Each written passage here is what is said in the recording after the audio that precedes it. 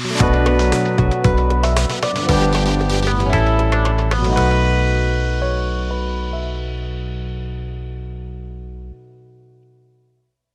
everybody. My name is Rose Fuller, and I am the Director of the Career Development Services Office. And I'm excited to be here today to talk to you about networking. It is an important skill that everybody sort of knows they need to do and understand, but not everybody really gets it. And so I'm here to help you understand it in a bigger picture and then how to do it in specific detail. So here is a great definition.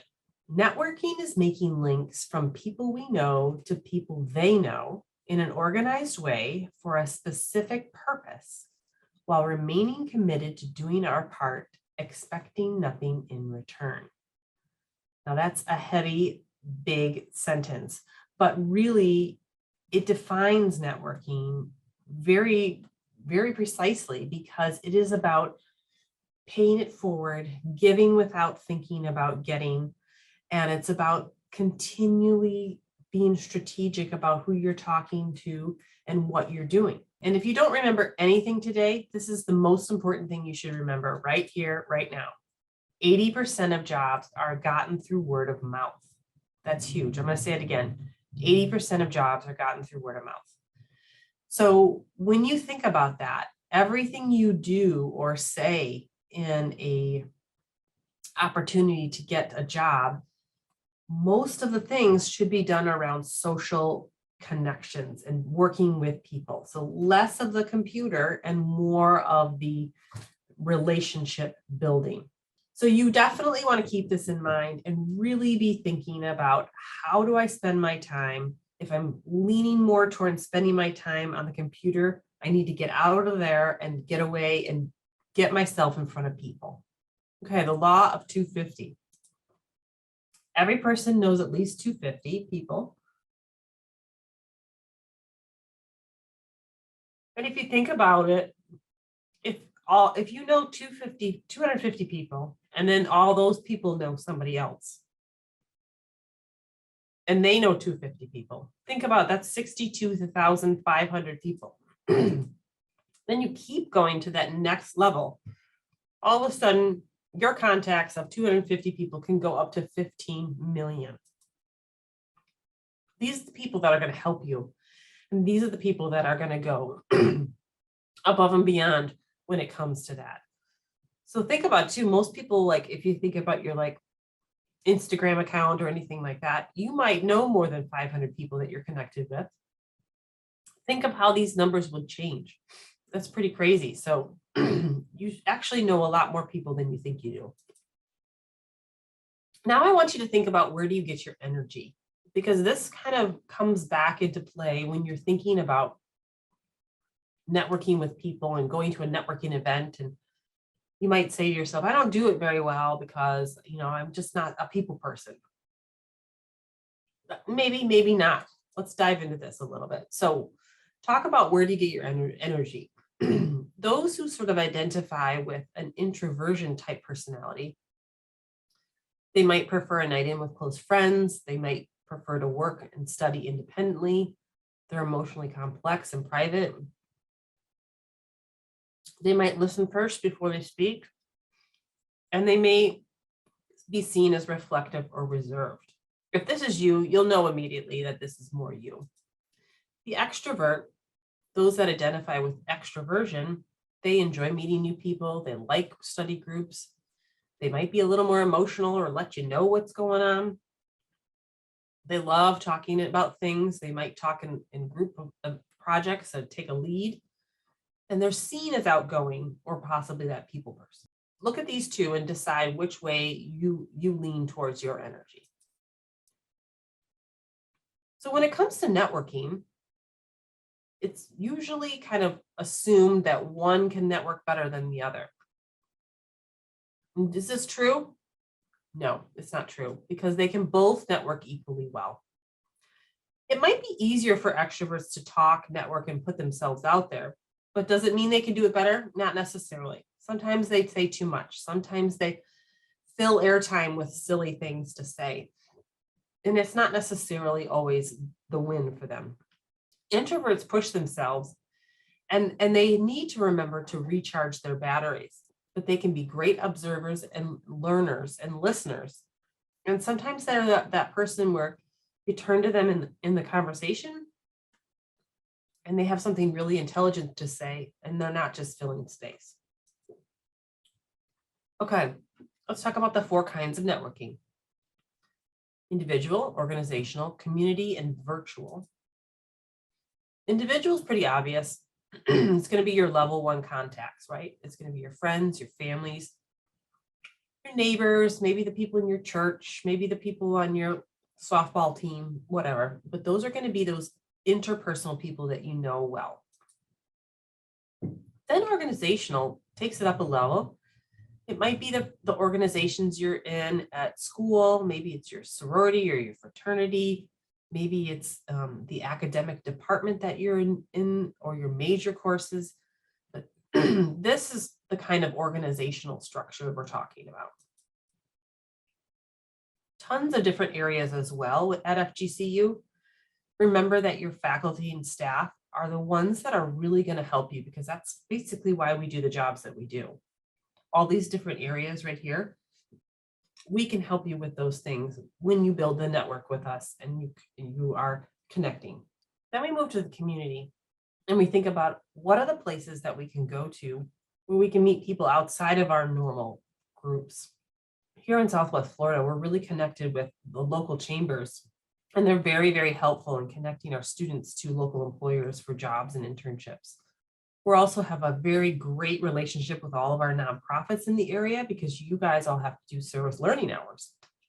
And then these businesses are all tied into these local chambers. And it's a great way to interact and network within these people. Virtual networking is best done through LinkedIn.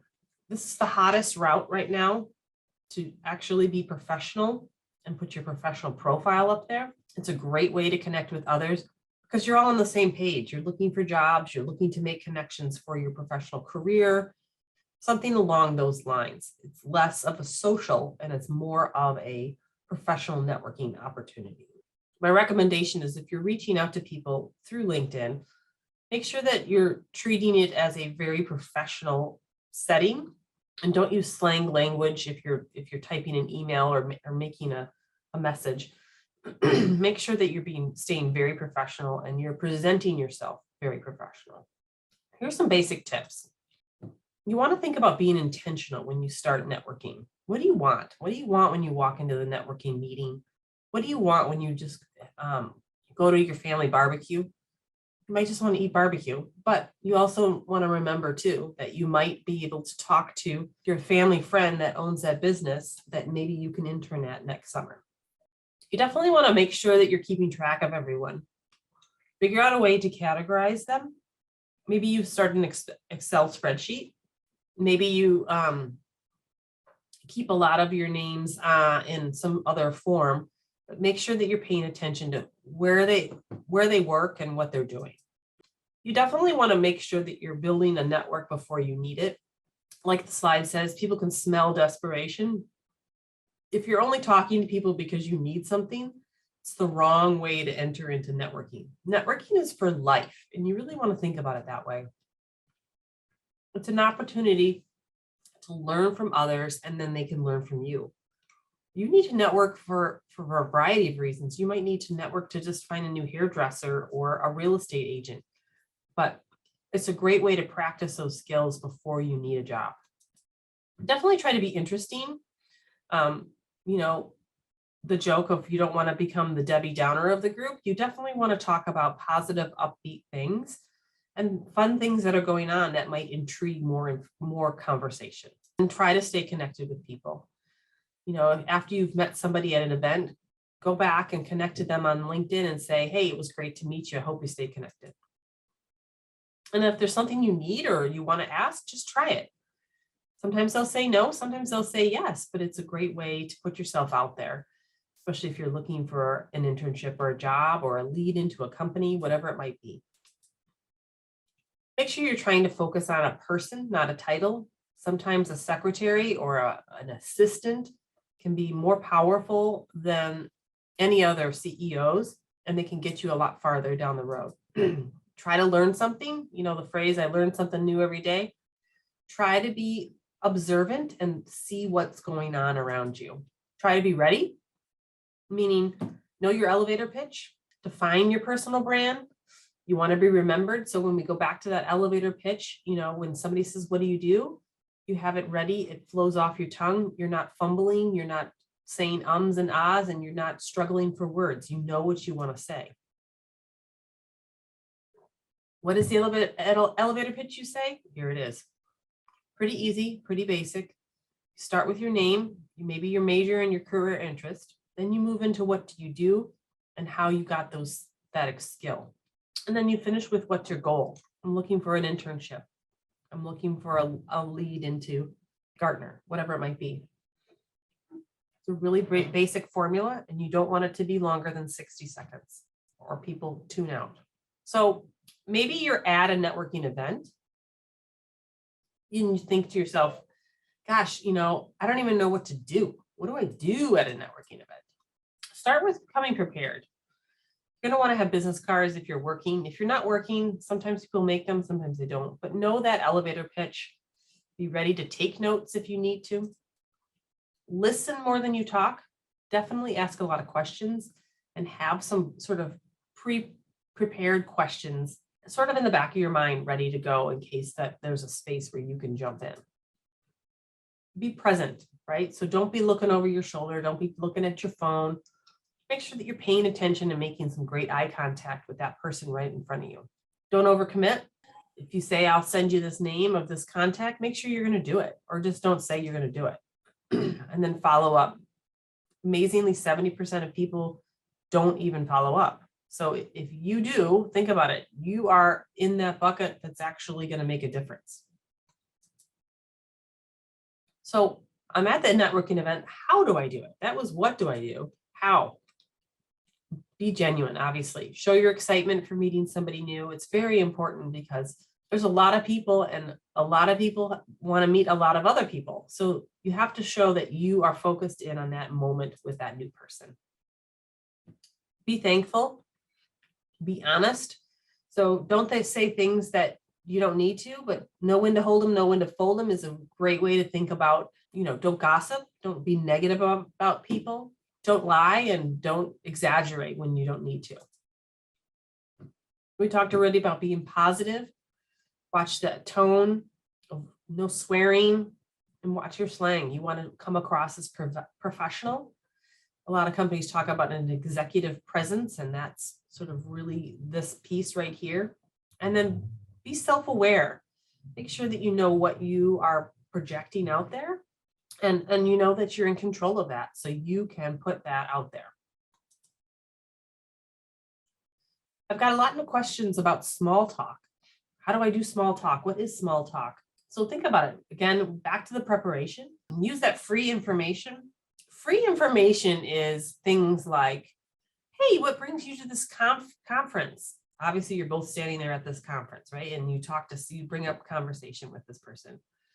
Hey, what did you think about the lunch that we just were served? That was pretty good, wasn't it?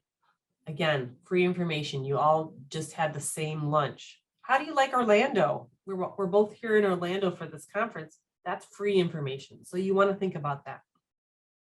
Some other good topics, of course, that are good icebreakers are going to be things like, and they're safe, things like weather, maybe travel. Hey, did you travel for Thanksgiving?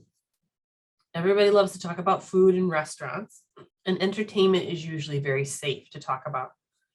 Be careful about current events because sometimes they lead into politics. So just be careful where you go. And also be careful about current events is because you don't want to be the Debbie Downer, right? You don't want to be talking about negative stuff and walk up and say, oh, did you hear about the school shooting? You don't want to talk about that. Keep it open-ended, right? So you want to, open-ended means you're asking something that they can't answer with a yes or no and then shut it down. You're trying to open things up.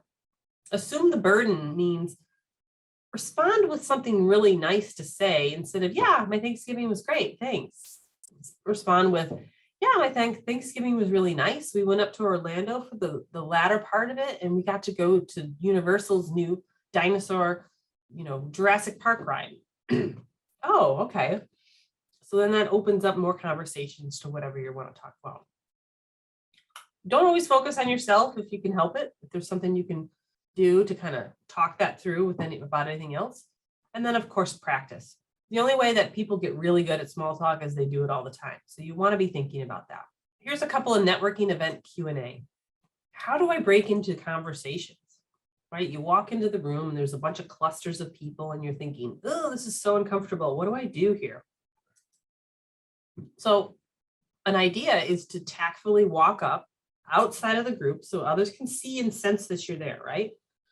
And usually when you kind of walk up into it, unless you can already sense that they're in a really intense conversation. So you got to be able to really read that scene first. If they're like going back and forth and it's really intense, you may want to give them some space. But if it's just a casual conversation, you can tell they're just kind of going through it. You walk up and generally then the body language opens up and then you can kind of slide into the circle. So you're talking to someone, you're feeling like, I'm kind of done. I don't want to be rude though. I kind of want to move around the room. I mean, that's why I'm here. I'm at this networking event because I want to meet more people. How do I leave them? It's okay to say nicely, especially at networking events. It was really nice getting to know you. I'm going to continue talking amongst the groups here. Take care. And you say goodbye. What should you wear? This is a tough one because sometimes networking events are right at 5:30 and you got to have the right thing to wear. You don't want to just show up with whatever you've had on. But I would always dress higher than you think. Okay. So I would probably either have on a professional looking dress, a really nice blouse, or even a blazer with slacks.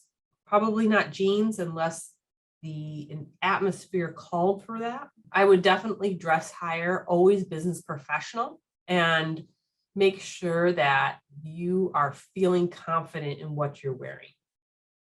A personal action plan for networking. So now that you just learned all this information, you think, how can I pull this together, make this something that works for me? The first thing I would recommend for you to do is establish your goals. What is the next step that you need to do in your process? You say, okay, I want to find an internship. Great. How am I going to get there? So second one is analyze the kind of help you need. I think I want to get an internship in a kind of a management trainee program, sort of a company. So you identify some of those companies and you got to think about there. Number 3 is start to think about your people skills and who do you know? And then 4, start connecting and building your network. You want to work at Enterprise, you want to work at Hertz, and you want to work at Gartner. I'm just saying those companies because they're big companies and they're in the area. Then you start to think about and you start to break it down of who do I know at those 3 places? Do I know personal people contacts through LinkedIn or through my own personal social media that I could tap into? Do I have any professors that know people at those places? Have I called Career Development Services to see if I can connect with them? Are there any career development services events going on, like a career fair that I could pop into and start creating my own contacts? So really break it down for yourself to help yourself try to figure out, how do I get to that next level? And finally, Dale Carnegie, who is like the father of all networking, and he says, you can make more friends in 2 months by becoming interested in other people than you can in 2 years by trying to get other people interested in you, right? So go back to the whole, it's really not about you, it's about everybody else. And you want to focus on that to being the critical component to making sure you are in the right path and you have the right mindset for networking.